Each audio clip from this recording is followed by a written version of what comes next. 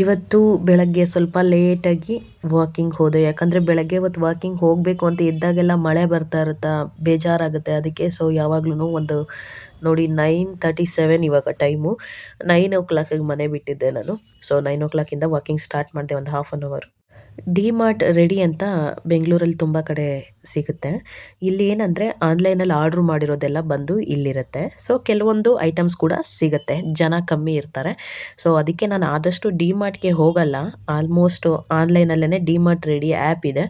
ಆ್ಯಪಲ್ಲಿ ನಾನು ಲೊಕೇಶನ್ನಲ್ಲಿ ಸರ್ಚ್ ಮಾಡಿ ನಿಯರ್ ಬೈ ಇರೋ ಡಿ-ಮಾರ್ಟ್ ರೆಡಿಗೆ ಎಲ್ಲ ಆನ್ಲೈನ್ ಬುಕ್ಕಿಂಗ್ ಮಾಡ್ತೀನಿ.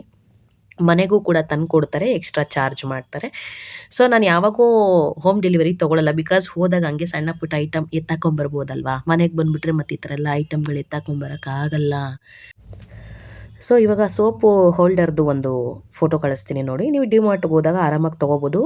ಯಾವುದೇ ಒಂದು ಮೊಳೆ ಹಾಕೋ ಅವಶ್ಯಕತೆನೇ ಇಲ್ಲ. ಆರಾಮಾಗಿ ಸ್ಟಿಕ್ ಆನ್ ಆಗುತ್ತೆ. ನಾನು ಯೂಸ್ ಮಾಡ್ತಾ ಇದ್ದೀನಿ, ಬೆಟರ್ ರಿಸಲ್ಟ್ ಇದೆ, ಯೂಸ್ ಮಾಡ್ಬೋದು. ನೋಡಿ ಮುಯ್ ಕವರ್ ಕೂಡ ಸಿಗುತ್ತೆ 79 rupeesಗೆ. ಐ ಥಿಂಕ್ 20 or 30 ಪೀಸಸ್ ಏನೋ ಇತ್ತು. ಮುಯ್ ಕವರು ಸಿಗುತ್ತೆ. ಎಲ್ಲ ತೊಗೊಂಡು ಬಿಲ್ ಮಾಡಿಸೋಣ ಅಂತ ಬಂದೆ. ಬಿಲ್ಲಿಂಗ್ ಮಾಡಿಸ್ಕೊಂಡು ಹೋಗ್ತಾ ಇದ್ದೀನಿ ಇವಾಗ. ರೋಡಲ್ಲಿ ಸಿಗ್ನಲ್ ಬಿದ್ದಿತ್ತು, ಇಲ್ಲಾಂದರೆ ನಿಜವಾಗ್ಲೂ ರೋಡ್ ದಾಟೋದು ತುಂಬ ಕಷ್ಟ ಇಲ್ಲಿ ಅಂತೂ. ಹೆಂಗೋ ಸಿಗ್ನಲ್ ಬಿತ್ತು ಅಂತ 5 ನಿಮಿಷಕ್ಕೆ ರೋಡ್ ಕ್ರಾಸ್ ಮಾಡಿದೆ. ಮತ್ತು ನಡ್ಕೊಂಡು ಹೋಗೋಣ ಸೈಡಲ್ಲಿ ಅಂದರೆ ಆಗಲಿಲ್ಲ, ತುಂಬ ಗಾಡಿಗಳು ಬರ್ತಾಯಿತ್ತು. ಸುಮ್ಮನೆ ಯಾಕೆ ತಲೆನೋವು ಅಂತೇಳಿ ಫುಟ್ಪಾತ್ ಮೇಲೆ ಹೋದೆ. ಈ ಫುಟ್ಪಾತ್ ಕತೆ ನೋಡಿದ್ರೆ ಒಂದು 100 meters ಇಲ್ಲ 150 meters ನಡ್ಕೊಂಡು ಹೋಗ್ಬೋದು ಅಷ್ಟೇ. ಆಫ್ಟರ್ ದಟ್ ಮತ್ತೆ ಎಲ್ಲ ಗಾಡಿಗಳು ಪಾರ್ಕಿಂಗು ಅದು ಇದು ಬೋರ್ಡ್ಗಳೆಲ್ಲ ಇಟ್ಬಿಟ್ಟು, ಸೀರಿಯಸ್ಲಿ ನಾವು ಪಾದಚಾರಿಗಳು ಓಡಾಡೋಕ್ಕೆ ಸ್ವಲ್ಪ ಕೂಡ ಜಾಗ ಇಲ್ಲ. ಆದರೆ ಅದನ್ನು ನಾನು ಕ್ವಶ್ಚನ್ ಮಾಡಲ್ಲ. ಯಾಕಂದರೆ ಒಂದು ಸತಿ ಇದೇ ಥರ ಕ್ವಶ್ಚನ್ ಮಾಡಿದ್ದಕ್ಕೆ ತುಂಬಾ ಟಾರ್ಚರ್ ಮಾಡಿದ್ದಾರೆ. ಬೆಂಗಳೂರು ಪರಿಸ್ಥಿತಿ ಇರೋದೇ ಹೀಗೆ. ನಾವು ನೋಡದೇ ಇರೋ ಥರ ಇದ್ರೇ ಬೆಟರ್. ಯಾರು ಹೆಂಗಾದರೂ ಆಗಲಿ ಹೋಗ್ತಾ ಇರಬೇಕು ಸೈಲೆಂಟಾಗಿ. ನಮಗೆ ತೊಂದರೆ ಆದರೂ ಮಾತಾಡದೆ ಹೋಗೋದೇ ಬೆಂಗಳೂರು ಲೈಫು ಅಲ್ವಾ, ನಿಜ ತಾನೆ. ನಾನು ಅದಕ್ಕೆ ರೋಡ್ನಲ್ಲೇ ನಡ್ಕೊಂಡು ಹೋಗ್ತಾ ಇದ್ದೀನಿ. ಯಾಕಂದರೆ ನೋಡಿ ಅಲ್ಲಿ ಫುಟ್ಪಾತ್ ಅವಸ್ಥೆ ಆ ಥರ ಇದೆ. ತುಂಬಾ ಸುಸ್ತಾಗಿತ್ತು. ವಾಕಿಂಗ್ ಹೋಗಿ ಮತ್ತೆ ಡಿ-ಮಾರ್ಟ್ಗೆ ಹೋಗಿ ತಂದಿದ್ದು. ನಿಜವಾಗ್ಲೂ ನೀರಿನ ಬಾಟ್ಲು ತೊಗೊಂಡೋಗ್ಬೇಕಿಲ್ಲದು ಹೊರಗಡೆ ಹೋದರೆ ನಾನು ತೊಗೊಂಡೋಗಕ್ಕೆ ಮೈ ಬಾರ ಅಂದ್ಬಿಟ್ಟು ತೊಗೊಂಡೋಗೋಣ, ಪ್ರಾಣ ಹೋದಂಗೆ ಆಗ್ತಿತ್ತು ಸೀರಿಯಸ್ಲಿ. ಎಷ್ಟೊಂದು ಕುಡಿಬೇಕು, ಹಂಗೆ ಒಂದೇ ಸತಿ ಕುಡಿದ್ರೆ ಹೊಗೆ ಹಾಕ್ಸ್ಕೊಂಡ್ಬಿಡ್ತಾರಂತೆ. ಅದಕ್ಕೆ ಕುತ್ಕೊಂಡು ತಾಳ್ಮೆಯಿಂದ ನಿಧಾನಕ್ಕೆ ಕುಡಿತಾ ಇದ್ದೀನಿ. ಯಾಕಂದರೆ ಇನ್ನೂ ಬದುಕಬೇಕಂತ ಆಸೆ ಜೀವನದಲ್ಲಿ. ನಿಧಾನವೇ ಪ್ರಧಾನ. 120 rupees ವಿತ್ ಬ್ರಷು ಸೇರಿ.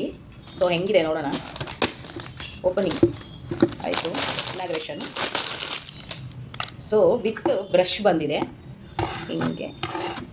ಆಮೇಲೆ ಬರ್ತಾನೆ ಇಲ್ಲ, ಅಯ್ಯೋ ಬರ್ತಾನೆ ಇಲ್ಲ.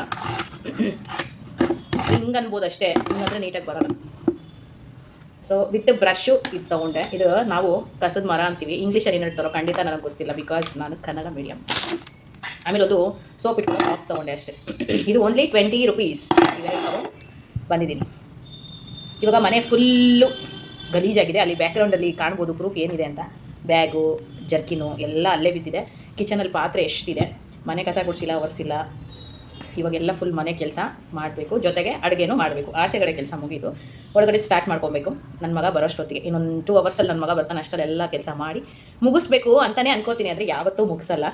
ಇವತ್ತು ಪ್ರಯತ್ನ ಮಾಡ್ತೀನಿ, ನೋಡೋಣ ಏನಾಗುತ್ತೆ ಅಂತ. ಮನೆ ಫ್ರಿಡ್ಜು ಎಲ್ಲ ಕ್ಲೀನ್ ಮಾಡಿಬಿಟ್ಟು ದೊಡ್ಡ ಕವರ್ ಕಸನೆಲ್ಲ ತುಂಬಿಟ್ಟು ಕಸದ ಮರನೂ ಕೂಡ ಅದೇ ಕವರಲ್ಲಿ ಇಟ್ಟಿದ್ದೆ. ಕಸ ಹಾಕ್ಬೇಕಂದ್ರೆ ಎತ್ಕೊಳ್ಳೋಣ ಅಂತ ಹೇಳ್ಬಿಟ್ಟು. ಆದರೆ ಏನು ಮಾಡಿದೆ ಅಂದರೆ ಹೋಗ್ಬಿಟ್ಟು ಕಸ ಬಂದಾಗ ಸಮೇತ ಆ ಕವರ್ನೂ ಸೇರಿಸಿ ಕಸದ ಮರನೂ ಸೇರಿಸಿ ತೊಗೊಂಡೋಗಿ ಬಿಸಾಕ್ಬಿಟ್ಟು ಬಂದೆ. ಒಂದಿನ ಆದಮೇಲೆ ಕಸ ಗುಡಿಸಿ ಮರ ಹುಡುಕ್ತಾ ಇದ್ದೀನಿ, ಏನೂ ಸಿಗ್ತಲ್ಲ. ಏನಾಯಿತು ನಾನು ಬಿಸಾಕಿದ್ದೀನಿ ಅಂತ ಹೇಳ್ಬಿಟ್ಟು ಸೈಲೆಂಟಾಗಿದ್ದೀನಿ, ಉಸಿರ ಬಿಟ್ಟಿಲ್ಲ. ಹೇಳಿದ್ರೆ ನನ್ನ ಗಂಡ ಮಕ್ಕಳು ಹೋಗಿತಾರಲ್ಲ, ದುಡ್ದು ತಂದಾಕ್ತೀನಿ, ನಿನಗೇನಮ್ಮ ಗೊತ್ತು ಆಚೆ ದುಡಿಯೋದು, 1 ರೂಪಾಯಿ ಏನು ಕಷ್ಟಪಡ್ತೀನಿ ಅಂತ ಸರಿಯಾಗಿ ಹೋಗಿತಾರೆ. ಅದಕ್ಕೆ ಇವತ್ತಿಗೂ ಅವ್ರಿಗೆ ನಾನು ಮಾಡಿರೋ ಘನಾಂಧರಿ ಕೆಲಸನ ಹೇಳಿಲ್ಲ. ಈ ವಿಡಿಯೋ ನೋಡಿದ್ರೆ ಗೊತ್ತಾಗ್ಬೋದು. ಅವ್ರು ಆ್ಯಕ್ಚುಲಿ ನಾನು ವೀಡಿಯೋಸ್ ಎಲ್ಲ ನೋಡಲ್ಲ, ನೋಡಿದ್ರೆ ಗೊತ್ತಾಗ್ಬೋದು. ಇಲ್ಲಾಂದರೆ ನಾನಂತೂ ಹೇಳೋಕ್ಕಾಗಲ್ಲ. ಸುಮ್ಮನೆ ನಾವು ಯಾಕೆ ಬೈಸ್ಕೊಬೇಕು, ಹಂಗೆ ಸುಮ್ಮನೆ ಇದ್ಬಿಡೋದು. ಅದಕ್ಕೆ ಹೋಗ್ಬಿಟ್ಟು ಹೊಸದು ನಾನೇ ತೊಗೊಂಡು ಬಂದೆ. ಇವಾಗ ಇದು ನಮ್ಮ ಹೆಣ್ಮಕ್ಳು ಲೈಫು.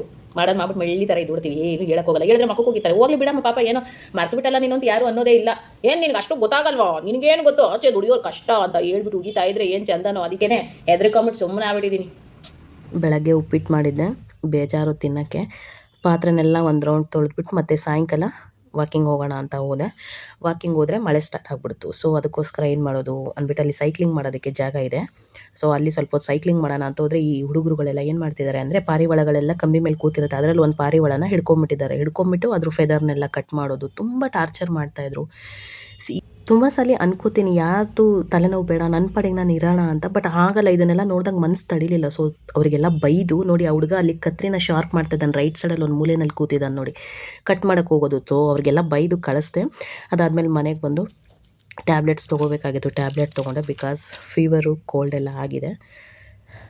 ನನ್ನ ವೀಡಿಯೋನ ನೋಡ್ತಾ ಇರೋ ನಿಮಗೆಲ್ಲರಿಗೂ ತುಂಬಾ ಥ್ಯಾಂಕ್ಸ್. ಮತ್ತು ನೆಕ್ಸ್ಟ್ ವ್ಲಾಗಲ್ಲಿ ಸಿಗ್ತೀನಿ. ಅಲ್ಲಿವರೆಗೂ ಟೇಕ್ ಕೇರ್, ಬಾಯ್.